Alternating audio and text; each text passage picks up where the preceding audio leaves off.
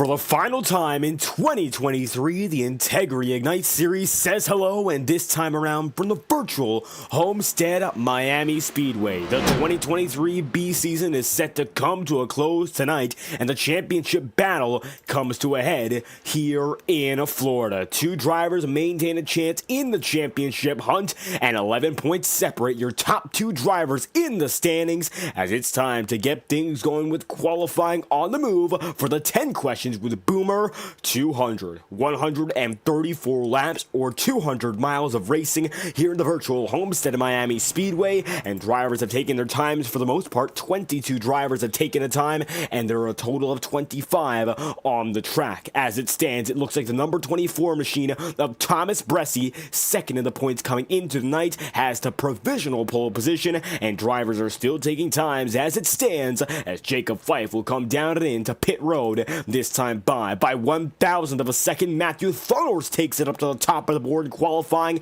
and with 7 minutes remaining, time still can be taken. Only driver that's not put anything onto the track so far tonight, Calvin Filarski, was not yet gone onto the board in qualifying or attempted at least one lap. Championship leader Alec Daffin, who has not finished outside of the podium ever since our opener in the Clash at Kentucky, just had some trouble in his first qualifying lap and immediately heads back down at pit road. We're watching the story develop here as 23 drivers have taken the time, and Matthew Thornors currently holds the pole position. Great to have you all watching live again here on FTN. I'm David Kreutz, commentating and producing all of tonight's action and the Monday Night Tour that we've seen for 30 weeks here in, not succession, but for the most part of 2023. It's coming to a close tonight. DJ Stagner, the first ever Ignite Series champion, not going to be racing at the circuit tonight. However, many of the drivers who faced off in last season's championship race will be here as well, and that's another developing story, because not only the season championship ending tonight, but the 2023 overall championship going to be concluding at the end of this race. And pole sitter Matthew Thornors does have the lead in that championship race, which could set him for a $2,000 sim rig courtesy of NextLevelRacing.com. Alec Daffin making multiple attempts to get back going here in qualifying to get that perfect exit off of 4 and start the miracle lap he needs to get back in front. One of the most packed up field competitive time all throughout. First to 15th separate by 0.2 of a second. First to 20th separate by half a second. So it goes to show how close the front of the field is. Top 10 separated by less than 1/10 of a second. Going back to Don Stevenson, he is 98,000th of a second off of the pole position, and Alec Daffin can commit this time by. Green flags out for your championship leaders. Final qualifying lap of the year, and how's about we ride on board with the number 48.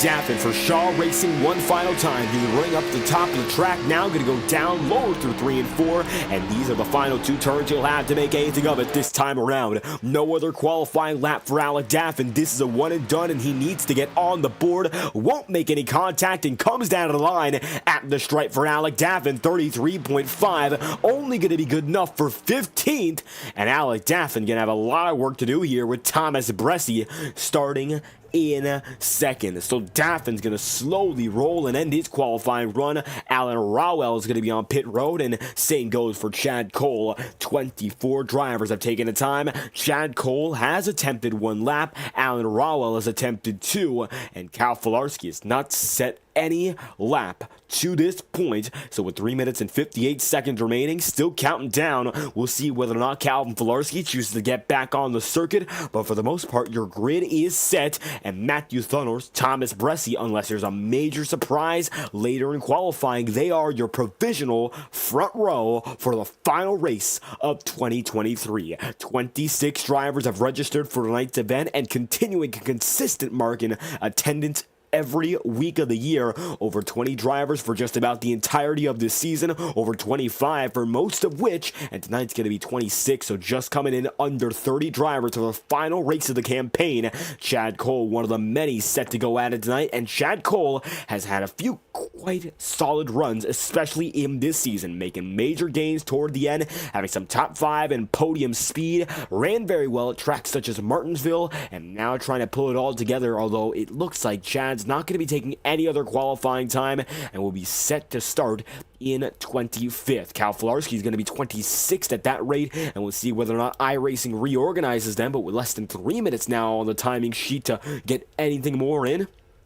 We do believe your final results in qualifying to this point are indeed official. So let's get that set up right now and pull together your official starting grid for tonight's race. The 10 questions with Boomer 200, a season finale, and a finale for 2023 for the Integrity Racing League. The Octane Series finale coming just about a month ago, and the Ignite Series after an extended summer break. They come back, and after that vacation, they've given us 15 more great races. This would be the 15th and last of which, and now time to find out who's got the stuff to come home with the checkered flag in one piece. Chad Cole still on the track. Cal Filarski has not gone on the track once in qualifying, but for the remainder of the field, over 20 drivers have registered times. So without further ado, let's get to know your final starting grid of 2023. This is the lineup for the 10 questions with a Boomer 200, and at the top of the board, your overall points leader for the year, Matthew Thunnell, goes straight to the top with a 33.333. It's Matthew Thunnell with a pole position right ahead of Thomas Bresci, who's still fighting for the season championship, 11 points behind coming into tonight's event, and he'll be starting second with a 33.334. Timothy Johnston, one of the toughest to do it without a checkered flag so far this season, finds himself starting in third with a 33.34, and Anthony DeBarro, former championship contender, made it to the round of 8 but was not able to go full time in the final round. He'll be there in fourth with a 33.343. Fifth place is going to be occupied by Michael Stroll and a 33.365 for a driver who's not yet won this season but has won this year, and Jacob Fife still chasing his first Ignite Series victory. He'll be starting sixth with a 33.389. Chad Mike is then going to be in seventh with a 33.397, and Brian McFerrin will be in eighth with a 33.420. Nick Tarbuck's going to be in the ninth spot with a 33.426, and Don Stevenson will round out the top 10 in a number 47 machine with a 33.431. Then from there, you're going to see Cody Griffin starting in 11th with a 33.464. Tyler Hensley is going to be in 12th, and Sean Carmody will be in 13th with Alan Dobbs, position number 14. Alec Daffin, who starts in 15th tonight, has to stay ahead of Thomas Bresci. 11 points separate the top two, and tonight Daffin comes in with the advantage overall in points, not in qualifying. A dismal 15th for the driver who's now gone 4 consecutive races inside the top two. Blake Gordon's going to be starting 16th with a 33.545, and Boomer Logan, 100th of a second behind, starts in 17th with a 33.558. Casey Shue going to be in 18th, and it's going to be then from there Brandon Bernhardt 19th as Gael Brooks rounds out the top 20 with a 33.65. Then from there going to be Kyle Cooper 21st, and Alan Rawell 22nd, Jonathan Gierbach 23rd, and Andrew Schaub 24th, with Chad Cole and Cal Filarski rounding up the final grid of the season. Welcome to Homestead. That is your starting lineup for the 10 questions with a Boomer 200. And 200 miles of action. We'll see Chad Cole once again going to be on the track right now as drivers get things going once again. 5 minutes of extra warm-up. This is the final practice the field will have for the year. And if there's any changes to be made right now, it's got to be now or never. Time to see who's got what it takes as drivers come in this time by. It's going to be the last warm-up of the year. 5 minutes, so not a lot of time to make those decisions. However, if you got the opportunity to do so, you may as well take it. Chad Cole going to be coming out, and right behind him, you'll see that number 24 machine of Thomas Bresci. Looks like Chad Cole not all too satisfied with that exit, and the number 24 machine Thomas Bresci gets on the way regardless. Right now finds himself going through turns 3 and 4, and will catch up to your driver's second in points and second of the starting grid for tonight's race. Bresci may as well have the advantage based on track position to start. However, unlike what we've seen in the past few weeks, Alec Daffin has been a bit more versatile with that starting lineup as opposed to Bresci. Now, Thomas started inside the top 5 last week at Phoenix, was only able to muster up a 7th place run, whereas Alec Daffin Daffin was able to come through for his 4th consecutive podium finish and his 2nd win in 4 races, winning at Phoenix a dominant effort over the course of 125 racing laps under green. However, Thomas Bressy's not done yet. He came 2nd in the championship last season, would be set to go at least 2nd in the championship this season, and it was only 2 points to deficit to DJ Stagner that Alec Daffin, of course, was not part of that fight. Well, Thomas Bressy, oh so close. He was able to make up a total of 17 points, and it only came down to the slightest of margins. 17 points made up in 1 race, and now tonight, Bressy only has to make up 11 on Alec Daffin. 8 drivers have taken the time to this point with 2 minutes and 40 seconds left on the clock. Time is still going further and further down, of course, and now with minimum time remaining, Michael Stroll is the fastest man on the order, and Blake Gordon, your Martinsville winner, is the 2nd quickest as it stands. Blake Gordon, one of the drivers who's shown quite a lot of speed all throughout this year, just has not been able to capitalize on a race victory all too often. We have seen that number 13 not make it to the ends of races and unfortunately having trouble. Sometimes that's the nature of racing, and because he has caught out this number 13 machine quite a few times all the same. However, now in the dying weeks of this season, Blake Gordon able to come in clutch and win at Martinsville when it mattered the most. The number 13 came back, and that Chevy Camaro winning as a short track ace. We saw him quick at North Wilkesboro. Anthony DeBarro, you saw the fight. Of course, that number 27 put up to win at Wilkes County. Blake Gordon might have not done it then, but he gets it done later in the season and now rushes down pit road and slides right into our camera and destroys the front end and comes right back up the track. Blake Gordon gonna have a lot of trouble there, and hopefully we don't see much of that during the race, as right now with about 1 minute and 30 seconds remaining on the clock, he'll get back going once again and opt to take a few more laps. He resets his car immediately. Final refresher for this season, no fast repairs in any Ignite Series events, and this means that it's a one and done in terms of your car. If it gets burnt up in the first lap and you get caught in that first big one style wreck, nothing more you can do besides go down to pit road and get that damaged fix. Otherwise, you hope for the best and go from there. Brian McFerrin right now going to be 4th on the timing sheets. Thomas Bressy's going to be in 5th. It's going to be Matthew Thunder's right now in 6th. And Jacob Fife, position number 7. Now, not often do these times indicate much of how the drivers are going to perform in the race. Most often, this 5-minute session, if it's ever used for a purpose, is used either to get extra laps in and just acclimate yourself to the track, or make final minor adjustments to make sure that the car is optimally performing no matter the scenario. Now, expect differences in track conditions. You'll see the sun beaming down on these drivers.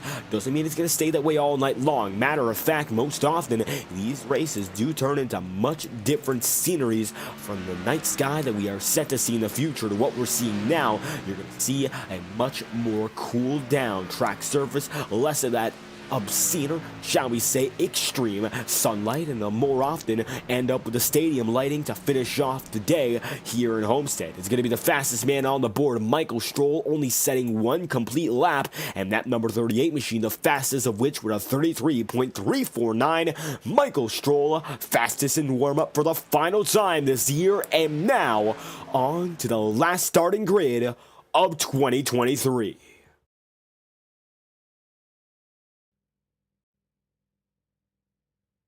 And now, with one last race ahead of us, drivers are set to go at it. Now, for the drivers, of course, and many of them you remember, but for those who don't remember watching this race, we only had 1 caution on a 300-mile season finale, of course, in our first ever Ignite Series season at the Charlotte Motor Speedway. Now, we don't expect to have 300 miles of racing because we're scheduled to only have 200.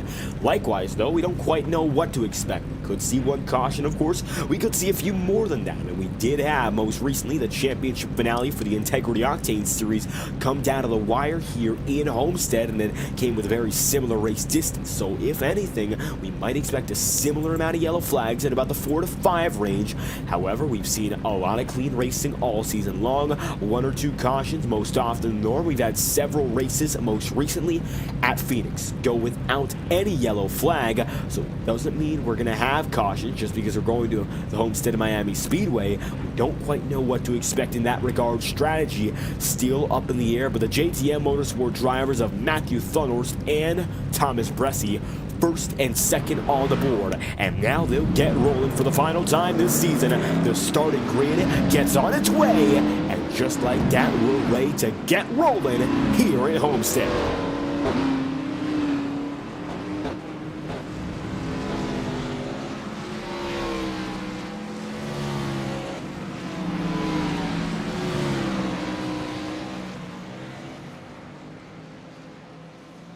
And as the grid comes by, all past the screen, you'll see now, back in double file formation, iRacing official pace cars set to leave the field added for the rest of the night. These are your point standings going into tonight's event. Now, Matthew Thunhorst effectively has the Next Level Racing Championship locked up, 53 points ahead of Thomas Bressi coming into tonight. However, Alec Daffin, who starts tonight in 15th, only has 11 points to spare as compared to Thomas Bressi, who will be starting in second. The Shaw Racing number 48 comes in with the advantage. Doesn't mean he'll keep it when all is said and done. And tonight, 2 championships on the line.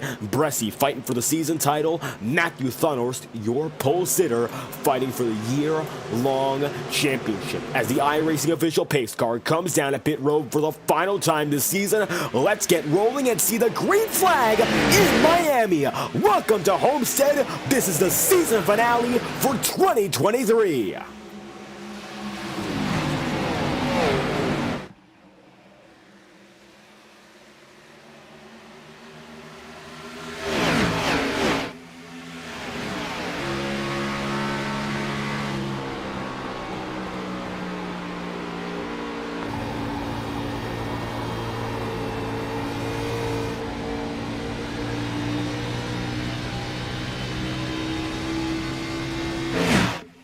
As drivers get things going, Anthony DeBarro going to make a charge up top on Timothy Johnston. And keep in mind, last season, Anthony DeBarro won the season finale at, well, it was Charlotte, 300 miles. Not Homestead, of course, but he came down to North Carolina, got it done dominantly, and his first career Ignite Series victory came last season to end the inaugural campaign on these Monday nights. However, tonight we don't quite know whether or not Anthony DeBarro is going to be racing hard because he's got all of these championship contenders to fight with, and up in front of him right now it's going to be Thomas Bressi, knowing every position matters and every lap matters. He'll lead for the first time. He's going to have that lap without any dispute, and you'll see further back Alec Daffin going to be mired in the mid-pack in 16 way up top.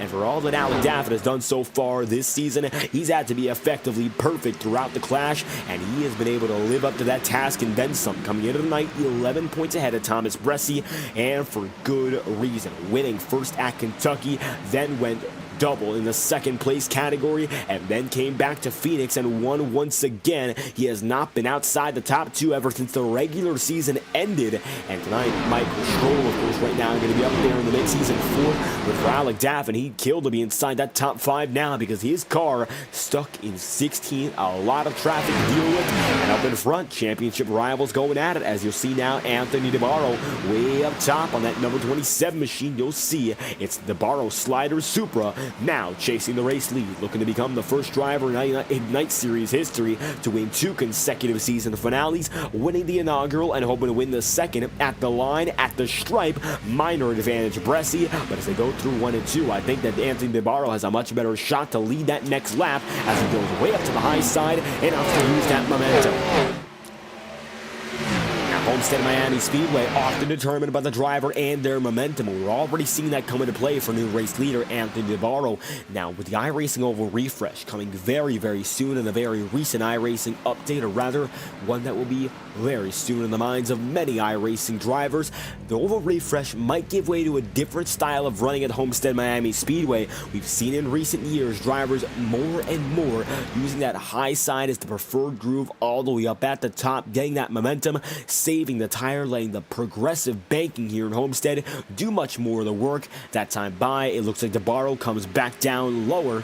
However, you saw how effective that high side was at making the pass, and so now Thomas Bressi finds himself 3/10 back and skating further, as it's going to be the AC Delco Chevrolet of Michael Stroll up to second. Stroll chasing his first win this season. He's now getting in the mix as well, and that time by going to be just about 2/10 of a second quicker than that of Thomas Bressi. So good moves already so far for this number 38 machine.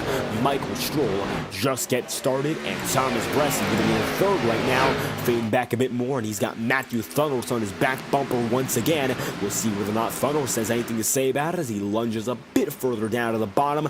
Doesn't make any certain move, however, does indicate he does have enough speed.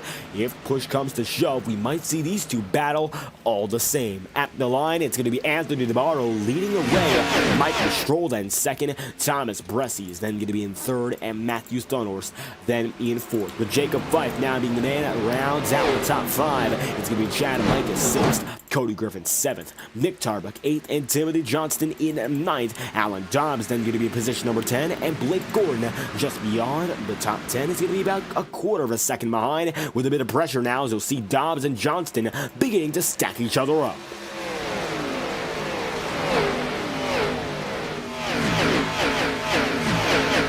Now with drivers getting used to this longer run to kick things off, Michael Stroll is going to take that race lead and take it by 2/10 of a second over Anthony DeBarro. So early moves, you're going to see that number 38 machine run up to the top of the board. And just like that, race lead has changed hands once again. From the 24 to the 27 and from the 27 to the 38, Michael Stroll, your race leader, with the first caution of the night already. Trouble in the back of the field.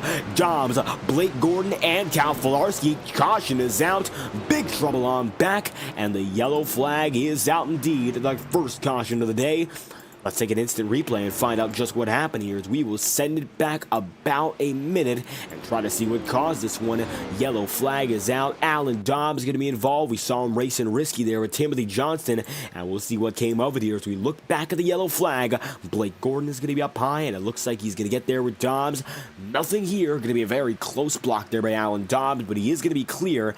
And Don Stevenson goes down low. Doesn't look like much comes of it, and Dobbs gets down to the bottom groove. Tries to get in the lower seam, skates back up. Contact this time is going to be for certain with Blake Gordon. Gordon sends Dobbs around, and eventually you'll see drivers coming in into the picture. There goes Cal Filarski with a huge hit, and that number 6 machine pummels Blake Gordon.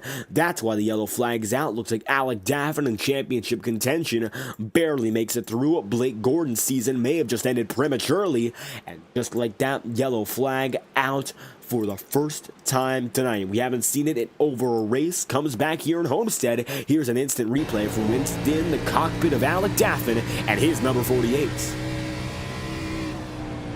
You'll see there, able to dodge it quite easily down low. Now Thomas Bressi in no jeopardy of hitting that incident. However, Alec Daffin, who's now going to be back up in about 15th, does get away, and it looks like pit lane going to be especially busy. Most drivers coming in already, and just like that, Tyler Hensley gets on the move. Chad Cole going to be second, and Matthew Thunders does not win the race off pit road. Take a look at this. It's going to be Michael Stroll, Anthony DeBarro, Gael Brooks, Thomas Bressi, and then Matthew Thunders. And that's going to be a big shift for the field here. 8th is going to be Jacob Fife. 9th is Chad Micas. 10th is Cody Griffin. And you'll have to look all the way down to 18th place right now for Alec Daffin. Very big swing, not in the favor here of Daffin. However, 18th compared to Thomas Bressi's 6th. It's about a 12-place deficit, so maybe going to be doable here, but with 11 points to spare and 12 places separation, not at all good to see how far back that Shaw Racing 48 is in his final campaign for the team. Shaw Racing has given Alec Daffin more than 2 years of racing success, and now on the hottest streak of his career, he would hate to see it all blow up in his face. Tonight could be the night he crowns himself a champ, but now as they come back to the line, 12 laps in out of 134, we are set to go back green. What looks to be next time by Baker's dozen when we get back at it. 13 laps in, it's Michael Stroll, Anthony DeBarro, and Thomas Bressi, as Blake Gordon has already retired. His season comes to a close just 2 weeks after winning at Martinsville. First driver to retire here in Homestead. unfortunate way to start it there for Blake Gordon. First caution involves him, Cal Filarski, Alan Dobbs as well, and with the yellow flag out, now time to reset the mindset for a lot of these drivers and get back at it here. Now 12 laps out of 134. Now time to get things moving once again. Early dash is going to give way to two drivers at the head of the field, Michael Stroll and Anthony DeBarro. Not realistically in championship contention for DeBarro.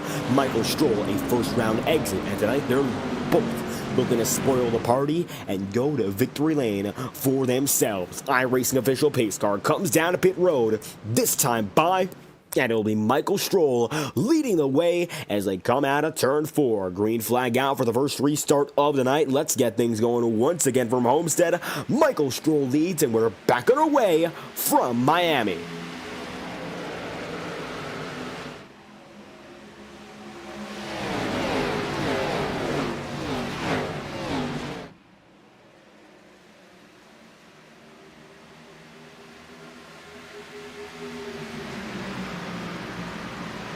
Michael Stroll going to get that race lead once again. Now Matthew Thunderous is going to take second. It looks like it's going to be Anthony DeBarro fading back just a bit with Thomas Bressi pouncing on the opportunity, and he's going to put himself up into 4th. Well, it looks like now Alec Daffin is going to be in 11th, making some big gains, as you'll see.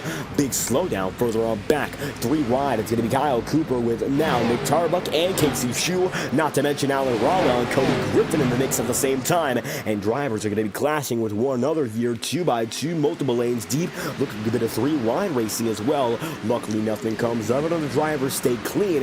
However, it's about the closest everyone has been all night long, and now they're even closer. As they head through the corners, you'll see there's Kyle Cooper. Down to the bottom side, Casey Shue right up top. Alan Rowell getting the high side as well, and it looks like Kyle Brooks in the mix himself. In just a few tenths behind. He's in frame, and now looks like a bit more separation as time progresses. Matthew Thunderworth and Michael Stroll, your top 2 drivers, and it's going to be Michael Stroll leading now 15 laps in out of 134. Take a look at the back end of this number 38 machine. You'll see Anthony DeBarro quickly coming right back up. He let Thomas Bressi out of his way for just a lap or so, and now that number 27 puts himself back in the picture, and it looks like that speed after 2 or 3 laps is about the best in the field for Anthony DeBarro, who'll go right up top once again, trying to use that trick on the high side with all that momentum to keep himself in the race-winning battle. 16 laps in at 134, and that's exactly what he does, powering down that back straightaway. Number 27 lunges a bit less deep in the 3rd turn, a little more shallow for he than Michael Stroll, and Michael Stroll goes a bit further up sliding, but gets it back in control as they come across the stripe, this time by Michael Stroll. Leads the way and has himself out in front now, 17 laps in out of 134. The early going right now for the AC Delco crew, and right now it's going to be Chevy Camaro ahead of Toyota Supra, ahead of Ford Mustang. 3 drivers representing 3 manufacturers. They are in the top 3, and right now the Bowtie Brigade's up in front, but it could be some trouble with the silver ovals going right high. Nothing much comes of it though, as it looks like Anthony DeBarro is going to fade back once again and going to stay right back on the tail for now as they come across the stripe once more. At the line, advantage Michael Stroll, and still nothing from DeBarro, although he looks high once again, has not been able to seal the deal just yet, and the sun no longer shining as they go through 1 and 2, and track conditions already changing here, much less sunlight, and that might be the trend for the rest of this race. We'll see how the weather continues to develop here, as you'll see foggier skies all throughout Homestead. And this is a bit of a throwback to the way it was in the very first race of the season. You might remember Daytona when it came down to the final races of the season. We were not expecting to see Daytona as so foggy compared to everything else from the inaugural season. However, when we returned for our 80-lap season opener in 2023B, the track was nearly invisible for almost every driver, and as a result, it became a very tricky race to navigate. Only a few cautions overall. Travis McQuistion came home as a race winner. However, overall, very tricky race to run with such small amounts of visibility. And tonight, even though it is not as extreme, we'll see that fogginess slowly but surely begin to develop in the backdrop of the track, and that might just mean that we got a little more to focus on if it comes through and rolls past this circuit. However, right now, doesn't appear to be the case. Alec Daffin up in the 9th, fighting with Nick Tarbuck there to stay in the single digits. And now Daffin's up top trying to build some momentum to get right by the 29.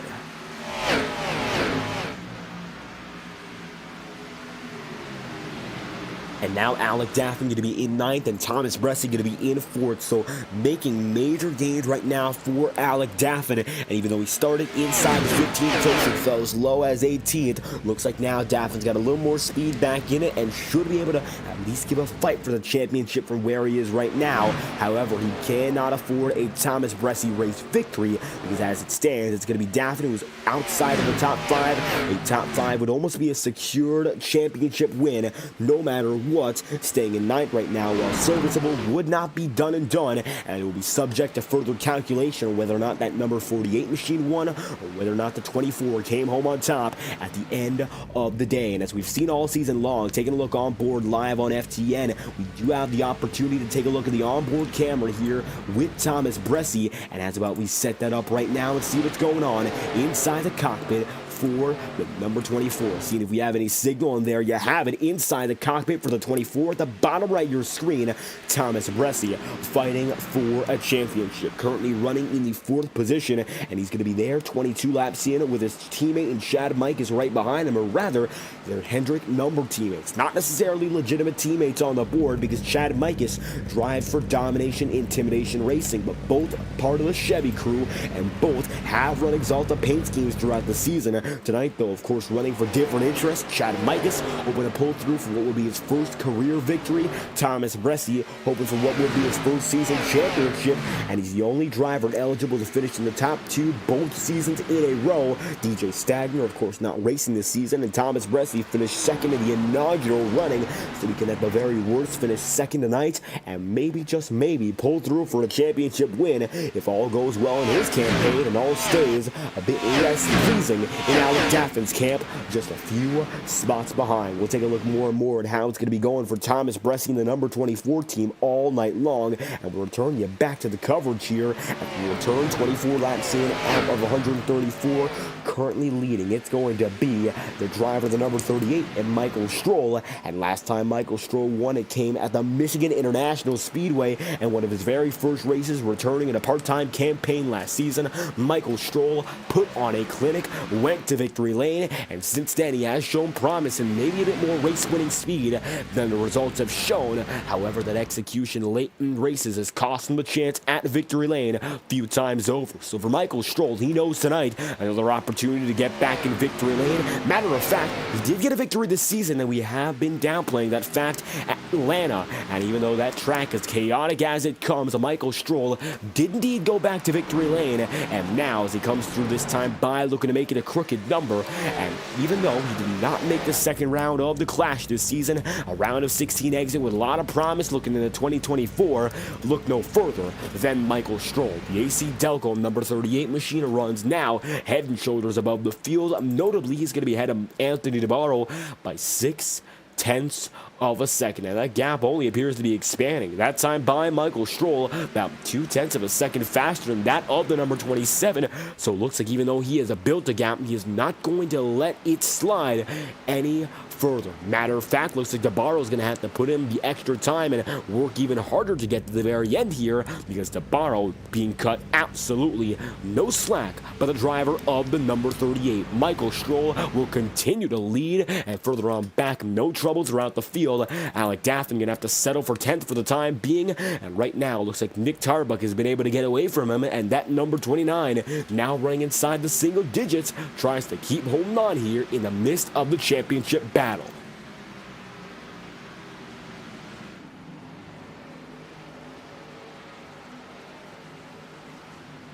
And Alec Daffin right now for Shaw Racing Products going to be in 10th. Nick Tarbuck is going to be in 9th, and Don Stevenson is in 8th. Few drivers in the middle of this top 10 who have not yet won this season. And looking at the following, of course, Chad Micus, his best finish came 2nd at Atlanta, right behind Michael Stroll. Timothy Johnson, who's gotten so close multiple times over, looks to have that speed, but just has not been able to get it done for even a podium this season, even though we've seen him so consistently inside the top 5. Then from there, Jacob Fife from the Pro Powder and Paint team won 3 times in the Octane Series and have not yet been able to get it done here in Homestead when it comes to the Ignite Series or any other track so far this season. Monday nights have been a little more of the kryptonite for this 36 team, and for Ashland, Virginia's own, the number 36 machine runs up top, but not at the top of the board just yet. Same goes right now for Don Stevenson. While Don has had some luck in the Octane Series, not as much as carried over here on the Monday night campaign. 29 laps in out of 134. He'd love to break the streak and come through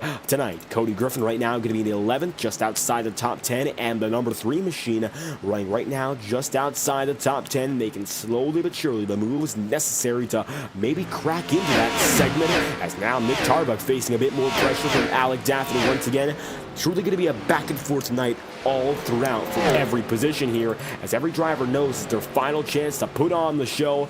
Make sure the drivers know who they're racing with. And for Gael Brooks, who has given us quite a few solid performances this season, he's now going to be up there in 12th. Best finish on the campaign so far.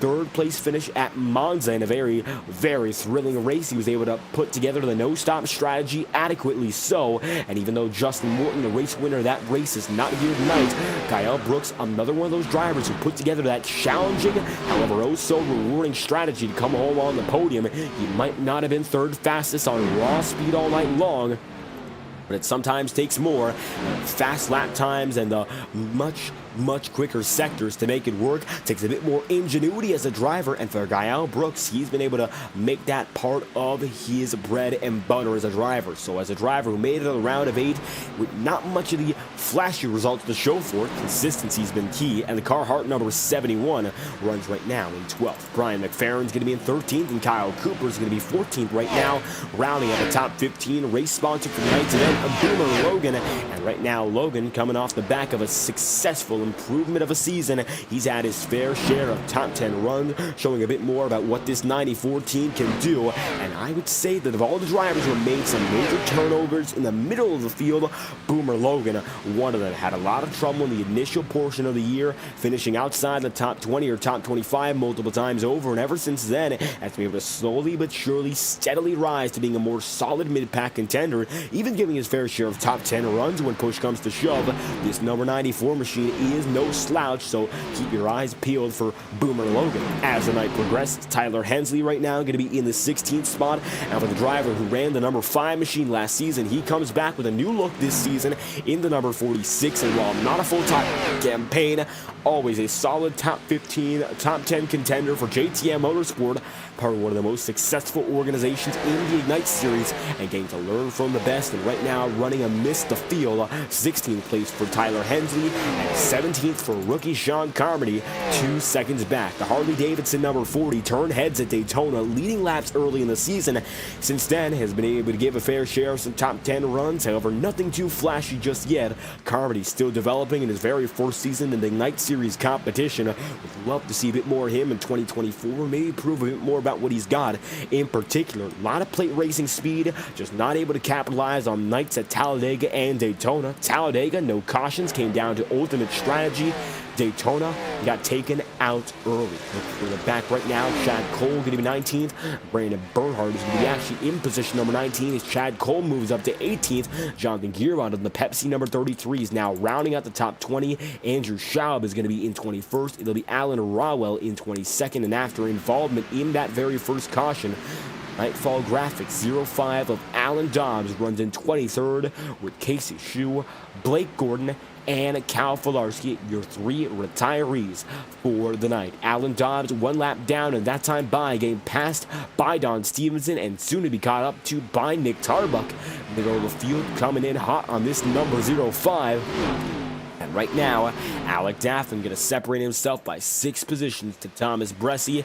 Thomas has the advantage right now, but it might go away. As you'll see, Chad Mikus and Timothy Johnson still on the back bumper, and they're not afraid to make moves if necessary. Now, Chad Mikus is running, of course, same manufacturer as Thomas Bressi, but here in the virtual space, that does not matter all too much. If Mikus thinks he has the speed to make the move, he will almost definitely go for it whenever possible. At the line, though, doesn't not look like he has that speed just yet. Lunges low once again, takes that first peek down to the bottom, just has not committed to the movement just yet.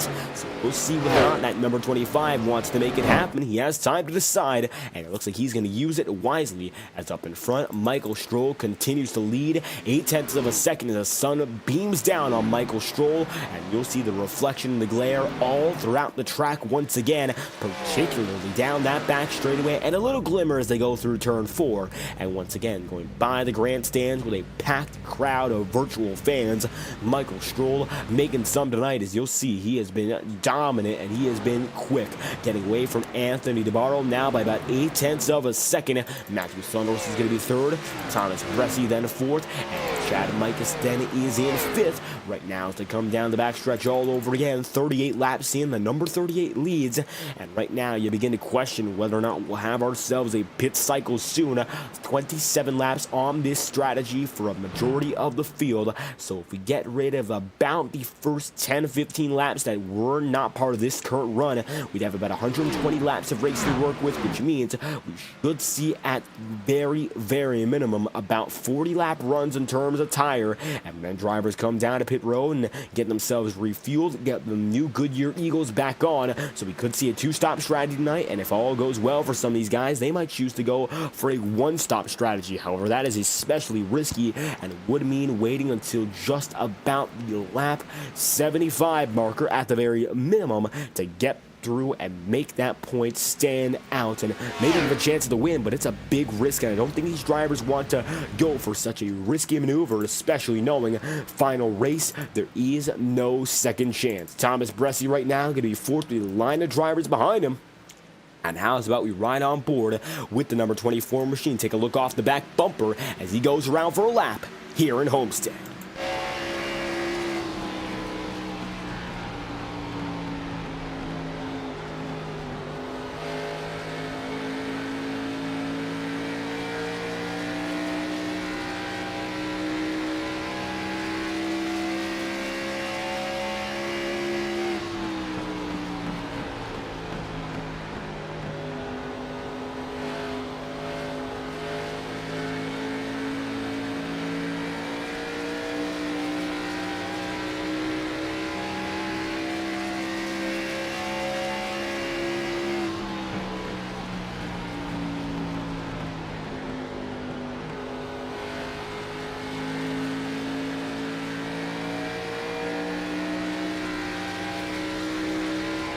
And watching here for a little more than a lap around the Homestead-Miami Speedway, you'll see while Chad Mikus has not yet put down that pressure directly, he's certainly there, and Thomas Bressi knows it. 42 laps in out of 134, making it through the first third of this race, while Bressi's maintained that top 5 spot. He cannot afford to lose any more, because if he loses one to Mikus, which he might just hear, there's a train right behind. You'll see there's going to be Timothy Johnston, there's Don Stevenson, and then look a bit further back, and you've got Jacob Fife, then you've got Alec Daffin. Right now for Bressi, he would love to stay in front of Chad Mikus because it guarantees he'll be ahead of Timothy Johnston, guarantees he'll be ahead of Don Stevenson, and while Jacob Fife might be a pipe dream for him to catch up naturally to Thomas Bressi, if there's a mistake made by this Exalta Chevrolet, Alec Daffin will be right back in the reign of the championship fight. It's not over just yet. Bressi knows 11 points separate he and your championship leader, a smaller gap than it was last year. He made up 17 points on championship night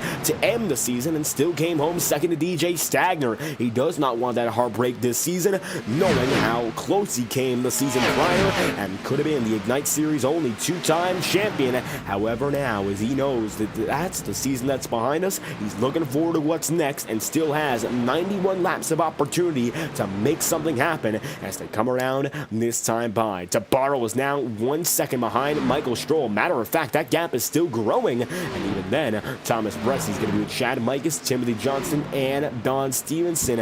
4th, 5th, 6th, 7th, close battle, not the closest on the field. Let's take a look at what's the closest is right now. Alec Daffin and Jacob Fife. Right behind your other championship contenders, your points leader. Coming down to the bottom side on Jacob Fife, this time by 45 laps in. Daffin goes low, gets the position, and gets right by Jacob. Just like that, Daffin getting in 8th. Thomas Bressy is in 4th, in jeopardy of going down to 5th.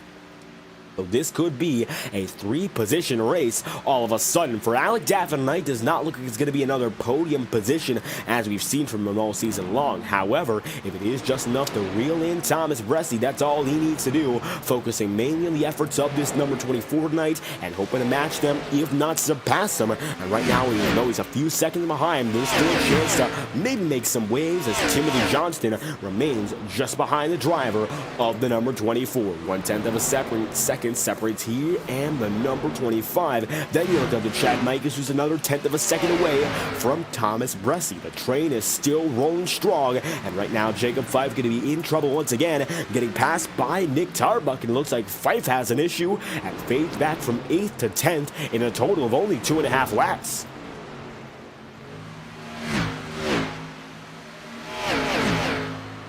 And all of a sudden, Jacob Fife seeing some issues later in the season. Of course, final round not going as strong as he was hoping. Not, as a matter of fact, make the round of 8. However, now as he goes up to the high side in the number 36, 10th place Jacob Fife would love to stay at least inside the single digits. However, he's going to need some miraculous momentum coming off the high side, which he might just get as they'll be side by side coming through this time around. Looks like Jacob Fife up top, then Nick Tarbuck way down low. Cody Griffin going to be about 3 seconds back. So Fife's using what he's got and hoping to use it to his advantage here, as he's gonna have just enough to maybe come across the stripe just ahead. At the line, Jacob Fife gets the spot right back, puts himself in 9th. In very, very real jeopardy of losing that position as he goes up high once again. And it looks like he's going to get caught in the wall, and exactly how he lost it. Tries to go up high, gets caught in the fence, and just like that, Nick Tarbuck's going to make his way through. Nice move for Nick, not so much for Jacob. And just like that, Fife lays back a bit more and now finds himself in 10th, nearly 50 laps in. Some troubles arising for the driver, the number 36. Close battle still in the middle of the field here, and nothing else as close as one driver looks to be coming down a pit road. This time by Alan Dobbs going at about 89 miles an hour. He's not going to be the man who comes in. It'll be Jacob Fife. Fife down in him this time through 37 laps in on his strategy. So we're looking at about 40 laps apiece, which would be a 2-stop strategy from this point onward. This is the first of which. So Jacob Fife down and in this time by a total of 38 laps officially. And Michael Stroll now is going to have to understand the benchmark has been set. Fife is in. Rest of the field, it might not be, but now you got to start thinking, when's that time to come down to pit road, get your first extra set of tire, rather than, of course, the one they took before him. Now getting it under green, that's a whole different story. Yellow flag pit stops are almost entirely controlled. The only real mistake you make is going into your pit stall and missing the stall immediately. However, here in regards to mistakes, you can maybe enter a bit too quickly, enter a bit too slow and lose time. You can also have a pit road violation exiting, maybe a bit through pit road. You might be a bit much fast for the liking of iRacing, and they'll give you a penalty in that regard. So you want to be very calm as they come in this time by. DeBarro makes it in. No trouble for the number 27 as he comes through. We'll see if anyone else tries to come with him.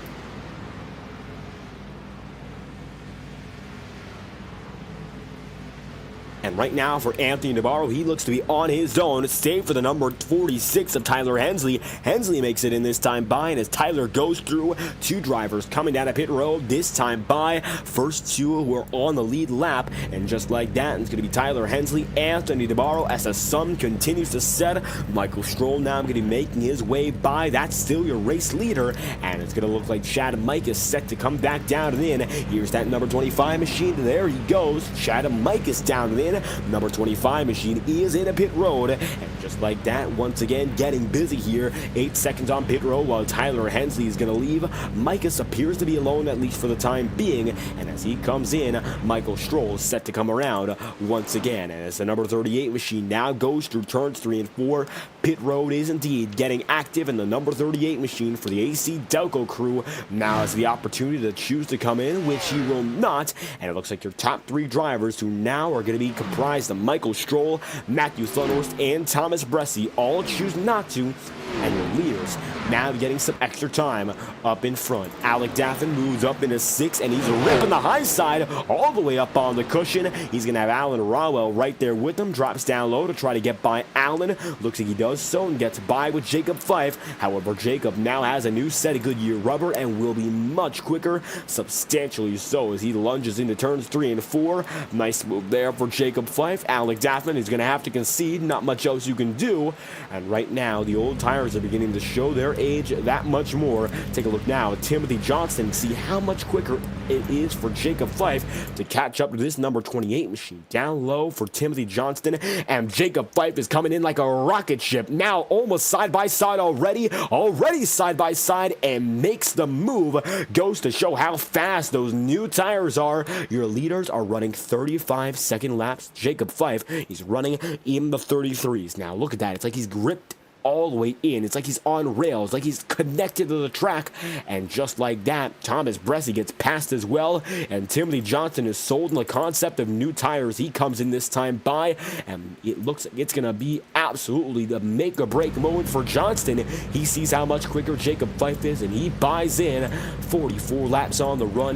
Timothy Johnston down a pit road, and there you have it. Another man in as Michael Stroll continues to lead, and now going to get passed by Anthony DeBarro. DeBarro has new tires as well and ought to come in just a few laps prior, just like that. Big time moves being made. Michael Stroll still the leader, and now pit road getting active.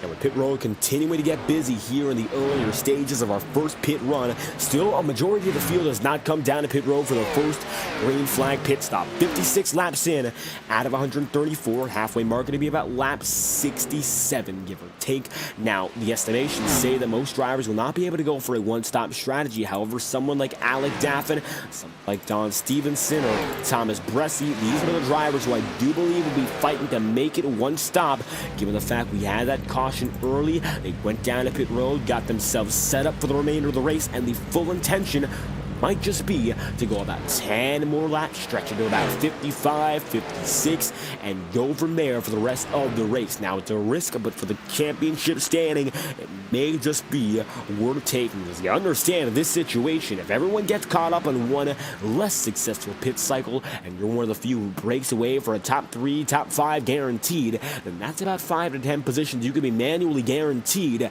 and that's exactly what these drivers want to get themselves into as Michael Stroll comes down. This time by 46 laps in for your former race leader, Michael Stroll is in, and pit road going to be busy with the number 38 machine now coming through after a dominant run up in front. Fastest man to this point all night long. Michael Stroll is in, and pit road going to see that number 38 machine dropping in quick, and now hoping to get back on his way. Michael Stroll leads the field no longer, and it's going to be Matthew Thunhorst up in front as Thomas Bressi now going to be in the thick of the battle as Don Stevenson down low. Now even Timothy Johnston in the mix. However, Johnston is on new tires, and as Michael Stroll is going to make his way out this time by, we'll see whether or not he beats out the cycle up in front. Still on the lead lap, but just barely as they come through this time by. Michael Stroll goes 1 lap down. Leader Matthew Thunhorst makes it by, and so does the crew right behind, including Don Stevenson and Thomas Bressi. New race leader, that's the case indeed, and looks like Don Stevenson trying to take second too, with Sean Carmody coming out of pit road this time by, and the drivers who are up in front flying through turns 3 and 4. In addition, another driver coming in, and Brandon Bernhardt, and as Brandon makes it in, no trouble for that number 81 team either. Matthew Thunhorst comes across the line. Now Michael Stroll gets back on the lead lap, and immediately number 38 machine gunning to get back up in front. 60 laps in out of 134. So far, so good. Matthew Thunhorst up ahead. Thomas Bressi going to be second, Don Stevens third, Alec Davin fourth, and Nick Tarbuck rounds out the top 5. So far, we've seen 1 caution in 60 laps, and pit road getting busy. Here comes Jonathan Gearvon down at pit road. The number 33 machine makes it in. No trouble for him as well. And pit road continues now, seeing it further back in the field. 48 laps for Jonathan, and he'll come through in the 18th place, and he'll drop down 1 lap down after the cycle continues. and chat room getting active, so we got to thank you all for stopping by to watch the entirety of this season. Cal Filarski, Froba Fed as well, thank you dearly for your support, and I'll tell you this much, 2024, we're hoping to see, of course, the field sizes have been great so far. We'd love to have even more, so I'll tell you this much, if you're interested in joining the Integrity Racing League, an opportunity always inside of our descriptions here live on FTN, so check that out at our Discord link, every link, not only our official FTN server, but as well the link for every broadcasted league that we put on. So for all those who have enjoyed the action here in FTN, but you want to be part of the fun, that's completely allowed. We'd love to have you there, and tell you this much, for Wafet, we'd love to have you back as well.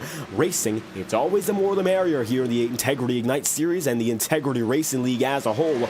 Great field sizes all throughout the year. I don't believe we had more than one race under 20 drivers. Goes to show the consistency and the level of talent we've had, because very few cautions overall. Past two races to this point have only had one caution. Goes to show how good it's been up in front of the field. And now Thomas Bressi and Don Stevenson, they're now fighting each other, and this is for second. Bressi has it, but Don Stevenson was given a good run for his money just a few minutes ago. You saw how close those drivers were to one another just a few laps prior. Looks like Bressi breaks away once again. Doesn't mean that's going to be a substantial breakthrough. Does not mean it's going to last all too long. Nothing is permanent. As the drivers come through this time by, it's going to be 63 out of 134. Make it lap 64, and Matthew Thunor still holds on. He's got the advantage, and from there on out, Thomas Bressi and the JTM duo up in front are still 1-2. Now, taking a look at overall the standings, it looks like about 11 drivers at the minimum have not come down to pit road, and Chad Cole will be the last of which in succession. Then you look back to Alan Rawell, who's in 19th. He has not come down to pit road as well, and so hasn't Andrew Schaub. So I would say, as it stands, 13 drivers have not come down to pit road for a green flag pit stop, which would mean that we've still got about half the field we're waiting on to find out what's going on. 22 drivers are still racing as it stands. Alan Dobbs, Casey Shue, Blake Gordon, Kyle Filarski, their seasons have ended prematurely, and there's still half a race to go here, so it could be a few more drivers who might have to hang it up a bit early. Maybe damage, just might not be able to get anything more out the car, and Andrew Schaub having a lot of trouble here, as Andrew now going to go further back in the field. One lap down as it stands, the driver's still catching up to him, as Cody Griffin now going to be one of the final drivers in the mix. In the top 5, he's only 3/10 back, while Thunors leads, Bressy's second, Don Stevenson is there in third. Bit of a standstill right now in terms of how our strategy's played out, and the reason is, these are the drivers right now trying to capitalize on what could be a one-stop strategy from this point onward. Now, Alec Daffin is in fourth, and it's Thomas Bressi who's in second, and these two drivers want more than anything else to go just maybe 2 laps longer. 2, 3, maybe 4 is the most, because that will be the point where they get to the halfway marker. And if they can guarantee that, then they'll be certain that they'll have the remainder of the race in their hands. Now, 55 laps in, and that's in terms of this strategy going on to lap number 56.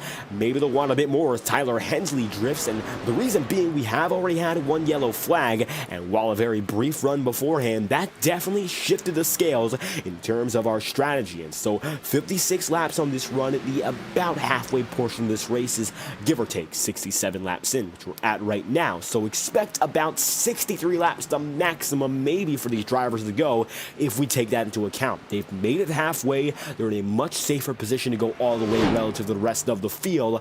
Not everyone set themselves up this nice, and now they're hoping to reap the benefits when all is said and done. Alec Daffin is only about a second and a half behind Thomas Bressi. Long run car looks to be set up very nicely, and for Daffin, who started all the way back in 15th, he's back there within about a second and a half of your championship runner-up driver to this point. 11 points separate Daffin and Bressi coming into the night. Advantage goes to Alec Daffin. He comes in the points leader, and for a driver who looks to be set for what could be his 5th consecutive podium, he'll stay out longer. 1, 2, 3, they'll all come in. Thunhorst, Bressie, Stevenson, Cody Griffin is going to come through as well. And 69 laps in, it's a nice time to get back to pit stop strategy. Halfway down, halfway to go. 66 laps remain, and pit road gets busy once again. There we go. It's going to be Thomas Bressie and Matthew Thunderstall coming in. Now time to watch the pit lane exit camera. This could be the most important pit stop of the season, and it could come down to this pit cycle to determine who is a champion. 58 laps for Thunderst, Bressie, Stevenson, as it looks like now Thomas Bressie gets to jump over Matthew. Don Stevenson comes out immediately thereafter, and Boomer Logan now set to come down and in. Pit road gonna get continuously busy. This time by Boomer Logan makes it through.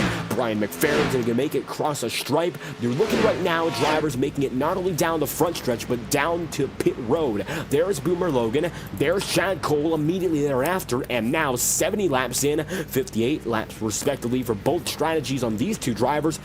Chad Cole with some trouble, and it looks like he overtly misses his pit box. Or does he? He still makes some service somehow, and at a huge tilt, the number 17 keeps things going, and a surprise for sure. Chad Cole somehow makes it happen, and it looks like now Nick Tarbuck is going to get on the way. Hard-charging Andrew Schaub is going to dart in as well, and pit road is all of a sudden getting busy once again. Alec Daffin, he's 60 laps into his run. He would need to go just 3 odd laps more to be 100% secure.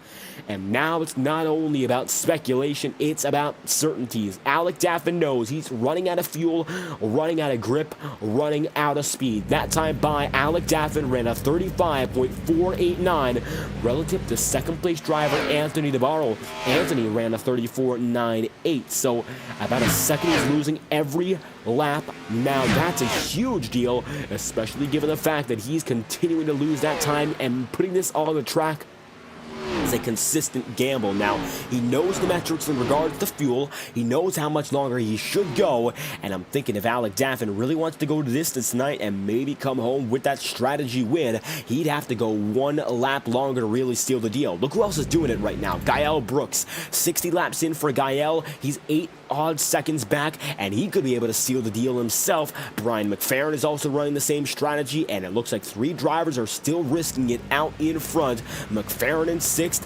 Gael Brooks in 3rd, Alec Daffin in 1st. It's a lonely squad of drivers who are going to be this very, very picky with their strategy, and it might just be the most important thing Alec Daffin has done all night long. From 15th on the board to kick off the night, Alec Daffin looks set to come down to pit road this time by, and he sealed it. 62 laps on this run with 62 laps to go. He'll be good to go for the remainder of the race here as he'll come down to pit road. Who's going to follow him? Gael Brooks might just choose to do so, but at the stripe, he will not. Gael's got 1 more in him. Alec Daffin opts to come in this time by, and it's the number 48 machine makes it in.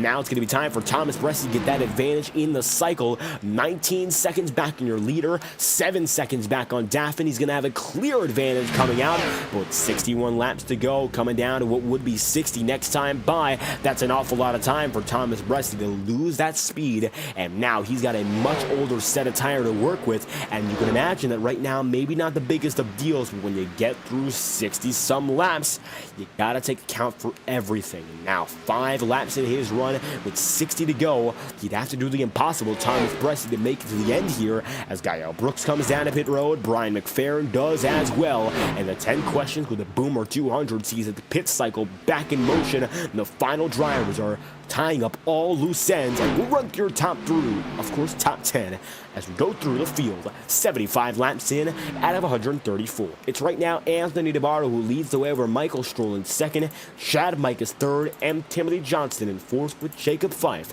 Then in 5th, Thomas Bressie is 6th, and Matthew Thunderst is in 7th, with Don Stevenson 8th, Tyler Hensley 9th, and Cody Griffin then in 10th. And for Matthew Thunderst in particular, 50-plus points ahead on the biggest prize in Integrity Racing League history.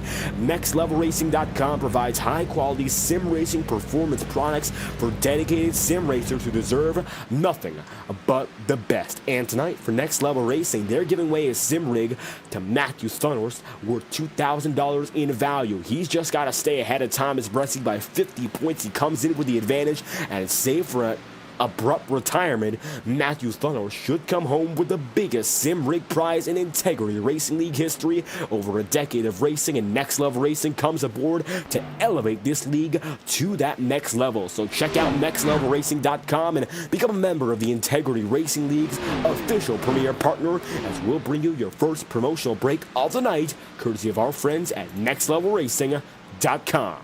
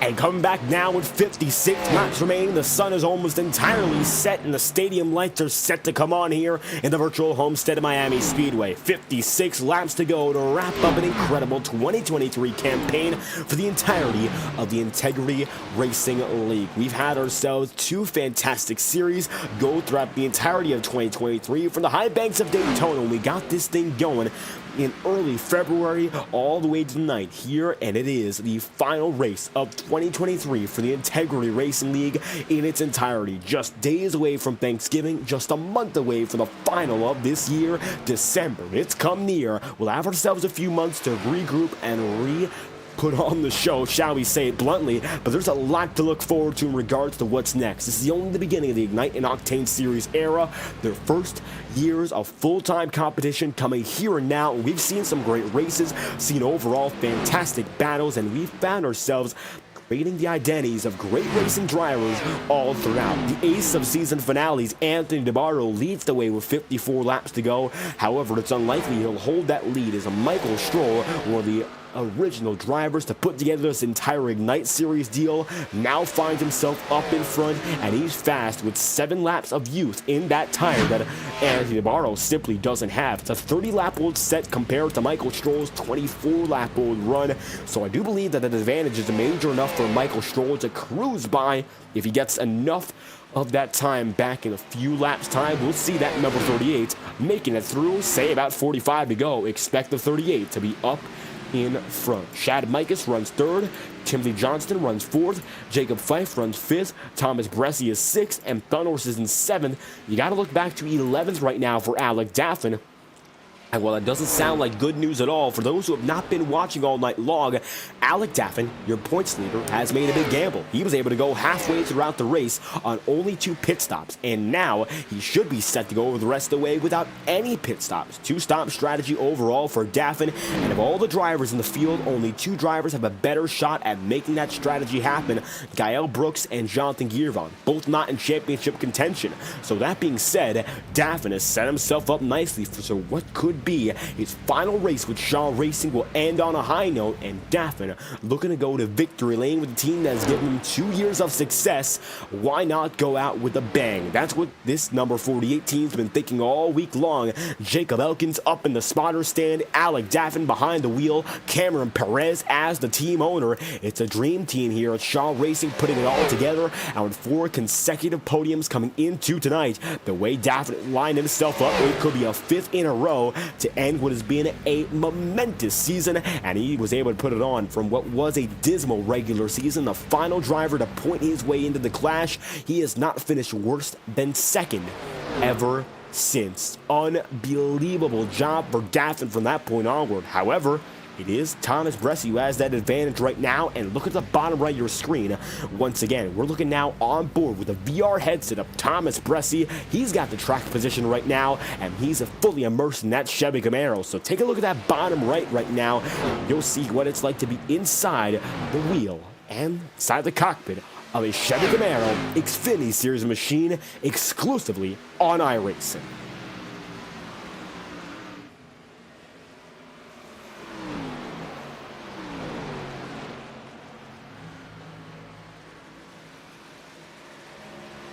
And the most impressive part of iRacing is not necessarily the fact that we can put together these high-quality broadcasts week in, week out. And of course, we say high quality because the technology behind iRacing is second to none. Laser scanning tracks, laser scanning cars, accurate physics models, reflections, foliage, not to mention the incredible amount of detail in the backgrounds of the track, in addition to tire models, the fuel, the calculations that go behind each and every step, but in addition, virtual reality compatibility. And right now for Thomas Bressie, he showed it off all year long, giving us an inside the cockpit look behind the scenes of what it's like to be a driver at the highest level of integrity competition. Second in points coming into the night, 5th place right now, ahead of his championship rival in Alec Daffin. And while he would have to pull a miracle off to get that strategy down perfect, it's not over just yet for Thomas Bressie, and if push comes to shove, a driver who might be banking on caution could just get it here. And with 48 laps to go, the yellow flag, it could fly yet again. It ain't over till it's over, and that's the way it's been all night long, all season long. We've seen races change in the final 3 laps. We've seen them go all the way under green, with the first turn really being the determining factor. For Bressie, he felt that if he just got the launch going for the very first lap better, he might have won last week. However, just wasn't meant to be, and it just didn't come that way. Alec Daffin got that first start going, and from there it was lights out because we have no other cautions and we had no other brakes. Therefore, if you got that jump on the first lap at Phoenix, you had to basically the race won then and there. And no cautions at Phoenix, 1 caution so far tonight at Homestead. And overall, very clean racing for the past several hundred miles here in the Integrity Ignite Series, and not a lot to worry about in terms of the respect and racing etiquette here as the drivers come across the line yet again. Tabarro, as a matter of fact, been able to keep that lead over Michael Stroll, and the expectation we had was by 45 to go, Michael Stroll would have a chance to get back up there, but it looks like now for Tabarro, he got his tires warmed up adequately with a final glimmer of sunshine, and now that it's a bit more challenging to get those tires warmed up, you actually don't have much of an advantage at all. You might actually have a bit of a disadvantage here. So for Anthony Tabarro, he was able to get everything timed correct to lead these laps, and now has that advantage over Michael Stroll, and so far, Stroll not able to get it back. Right on board right now with the 38 and find out what's going on inside the cockpit.